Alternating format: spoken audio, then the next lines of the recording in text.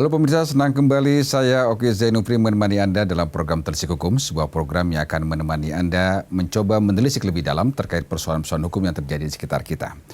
Pada episode kali ini kita akan coba membahas sebuah persoalan sekarang menjadi perhatian hampir seluruh masyarakat di negeri ini, yaitu kasus gagal bayar KSP Indosuria terhadap nasabahnya yang diduga merugikan hingga belasan triliun rupiah. Untuk membahas hal ini, di studio telah hadir Bapak Profesor Dr. Otto Hasibuan SHMM, seorang praktisi hukum senior dan tentunya sudah tidak asing lagi bagi Anda semua. Sebelum kita berbincang dengan beliau, kita sama-sama ikuti tayangan berikut ini.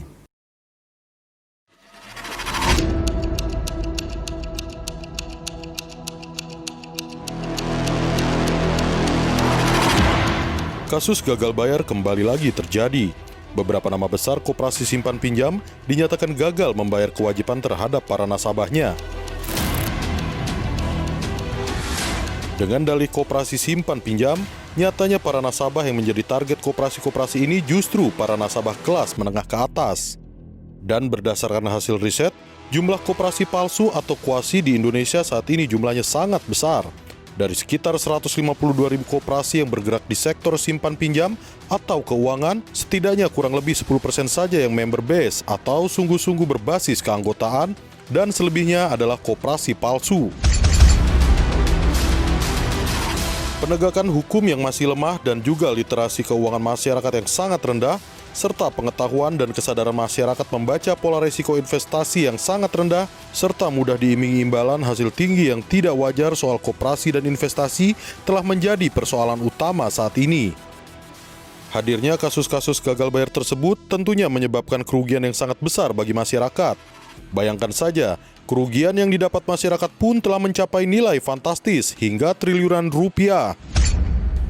Praktek koperasi palsu yang menggunakan model penipuan lama ini pun dengan skema Ponzi atau money game nyatanya masih menjadi jerat yang mujarab bagi para pelaku untuk mengelabui korbannya, di mana skema tersebut menawarkan insentif investasi yang tinggi dengan bunga yang terbilang sangat besar. Lantas, seperti apa solusi yang harus dihadapi oleh para nasabah yang uangnya telah diinvestasikan pada koperasi-koperasi gagal bayar tersebut? Malam Pak Profesor Otto. Malam. Apa kabar? Baik. Semoga kita dalam keadaan sehat Pak ya. Senang menjumpai Anda kembali Pak. Terkait dengan tadi kita sama-sama lihat Pak, ada hal menarik di situ Pak, yaitu bahwa kasus gagal bayar ini melibatkan bukan hanya konteks uang saja di situ, tapi juga konteks kepercayaan. Bicara kepercayaan, tentunya bila kepercayaan kita dilanggar, tentu kita akan marah. Dari yang Bapak lihat dan Bapak sendiri dalami kasus ini, sebenarnya apa konteks hukum yang paling tepat yang bisa kita terapkan dalam kasus ini? Ya, dari kasus-kasus seperti ini, biasanya kreditur itu tidak mau lagi masuk ke arena litigasi yang normal, artinya bukan perdata, karena dana itu terlalu lama.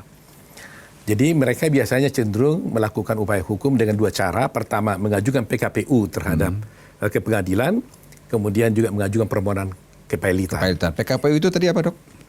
PKPU itu adalah permohonan penundaan kewajiban pembayaran hutang. Ya kan? Jadi umpamanya kalau seorang debitur ditagih sama si kreditur, tolong dong bayar utangmu gitu kan. Maka debitur kalau dia merasa tidak mampu untuk membayar, maka dia mengajukan ke pengadilan, Pak Pengadilan tolonglah dikasih PKPU buat saya supaya saya diberikan kesempatan untuk menjadwalkan utang saya. Nanti restrukturisasi dan sebagainya. Nah, biasanya kreditur itu mau memahami ini dan menerima perdamaian ini, karena itu perdamaian maksudnya kan. Mau perdamaian karena dilihatnya perusahaan ini adalah sudah mungkin masih maju, masih jalan, tapi mungkin ada kesulitan financing dan sebagainya. Tetapi biasanya kalau sudah perusahaan ini sudah mati, sudah tidak berusaha, ya tidak mungkin loh digabulkan PKPU. Iya kan? Ya, apa untuk membayar segala macam? Dari mana dia mau membayar kan? Karena sudah tidak jalan perusahaannya. Jadi impossible thing gitu ya. Nah, biasanya dalam kasus ini kreditur itu mengajukan permohonan kepailitan. Nah, sehingga saya merasa aneh memang kenapa dalam kasus seperti ini ya Indosuria sendiri sudah tidak beroperasi, sehingga kalau dia tidak beroperasi tidak mungkin lagi diajukan PKPU kan? Bagaimana caranya dia membayar hutangnya kalau koperasinya udah mati? Dari mana uang yang dipakai untuk bayar? Di luar Indosuria ini memang di dalam praktik pengadilan ada juga terjadi sebenarnya yang mengajukan permohonan PKPU itu adalah orang suruhan daripada si debitur sendiri. Ada juga seperti itu. Jadi dia suruh tolong dong ajukan saya PKPU, sebenarnya orang dia juga. Nah, dalam kasus ini saya tidak tahu ya. Tapi faktanya dalam kasus ini bahwa ini diajukan oleh beberapa kreditur. Ada kecenderungan melakukan itu bisa ya? Maksudnya praktek segala itu bisa terjadi. Bisa terjadi. Oke. Ya kan ini praktek pengadilan kan kita tahu semua permainan itu kan. Nah, karena mudah sekali untuk mengajukan PKPU atau pilot hanya cukup 2 orang, ada 2 hutang yang sudah jatuh tempo dan dapat ditagih. Oke. Cukup 2 itu aja, ajukan permohonan pengadilan, dikabulkan, selesai. Oke. Nggak ada dispute lagi mengenai itu. Sepanjang hutangnya sederhana, ya dikabulkan. Nah, dalam kasus ini yang terjadi adalah PKPU.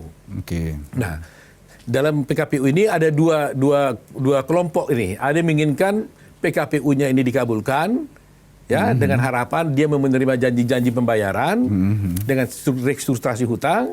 Ada kelompok yang mengatakan tidak mau menerima pembayaran itu, mendingan pilot saja. Oke. Nah, kalau saya mewakili klien saya berpendirian begini, kalau memang si Indosurianya, si debiturnya berniat baik, punya etikat baik, ya, maka kalau dia tawarkan umpamanya sejumlah uang kepada klien saya, sebagian dulu ya katanya, katakanlah 50% umpamanya, ya kan?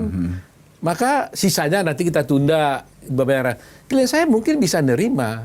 Saya juga tidak mau dia pilot. Karena tapi kenyataannya dia memang punya aset atau punya modal untuk membayar 50% itu nggak Pak? Loh, ya, pertanyaannya sekarang uang itu kemana? Dia harus jelaskan dong. Ya kan? Ini kan uang yang dititipkan masyarakat kepada dia. Ya kan? Dititipkan pada dia, umpamanya 14 triliun umpamanya. Kemudian tentunya uang ini kan dipinjamkannya lagi kepada orang lain dengan bunga lebih tinggi lagi. Nah, sekarang gampang kan kita lihat berapa yang kamu pinjam dari masyarakat, berapa yang kamu salurkan kepada masyarakat. Nah, kalau yang kamu pinjam 14 triliun, kamu salurkan hanya 1 triliun saja, yang 13 triliunnya kemana? Nah, ini menjadi soal gitu loh. Jadi dia harus itikat baik.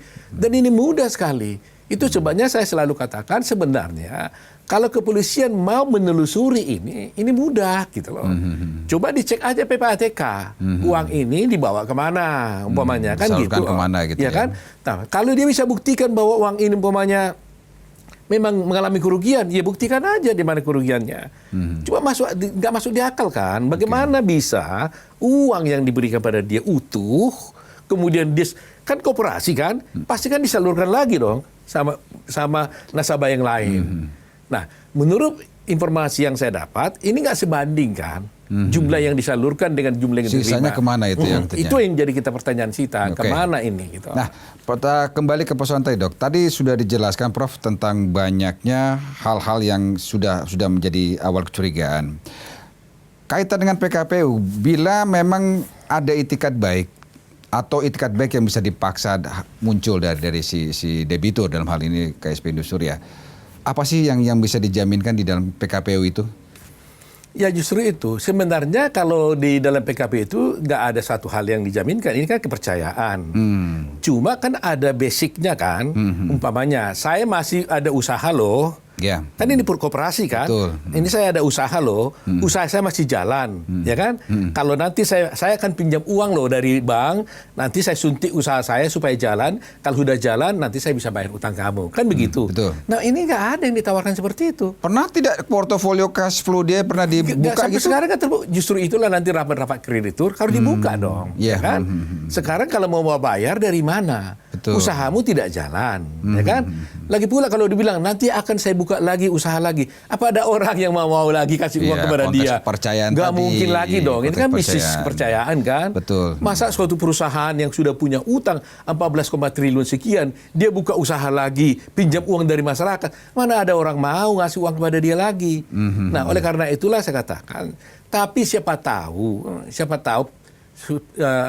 pendiri dari koperasi ini mungkin punya uang di luar. Siapa tahu mau beritikat baik, ya udahlah demi kasihan rakyat ini, ada yang bunuh diri, daripada saya bawa dosa kemana-mana, saya bayarlah gitu umpamanya kan.